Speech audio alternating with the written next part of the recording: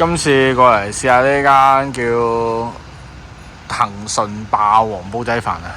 呢一個係菜牌啊！佢今日嘅例湯係紫菜蛋花湯，試試先。哇，非常之淡，食唔出嗰個紫菜味同埋雞蛋味，好似就滾水撈紫菜咁。佢攞上嚟嘅時候都係啫啫聲。呢個係梅菜肉餅窩蛋，加啲豉油先照舊。睇睇個樣先，菜得咁少啦。隻蛋咧就熟晒啦，我啱叫佢唔好整到咁熟嘅，但係你睇下都係熟晒嘅。佢呢種咧睇下似係電爐嘅煲仔飯，唔係明火。佢呢塊所謂嘅梅菜肉餅咧，睇個樣好似嗰啲魚仔，即係一袋入邊有好多塊肉餅攞出嚟叮嗰種，唔似得係用肉膠鋪，食起身係腍嘅，而且又唔係好覺眼有梅菜喎，可能比較少吧。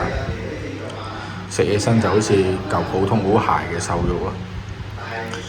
試埋隻蛋，隻蛋真係太熟啦，有蛋味咯。飯焦黐牙嘅，而且唔脆，個口感唔得。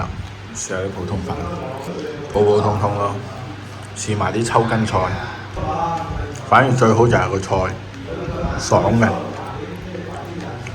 烚得啱啱好。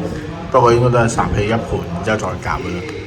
佢啲豉油咧食真啲咧，有啲甜甜地嘅喎，反而唔係一味得個鹹。不過塊肉餅咧就真係好似魚製啦嚇。如果我講錯咧，就唔好話我，因為我唔係專業嘅食評。咁我覺得是啫嚇，戴翻個頭盔先。咁啊食完啦，今餐咧就15蚊。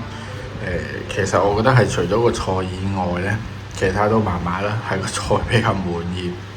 同埋你睇佢隻兜，食完之後發現有水漬，呢啲唔知係水漬定係油漬。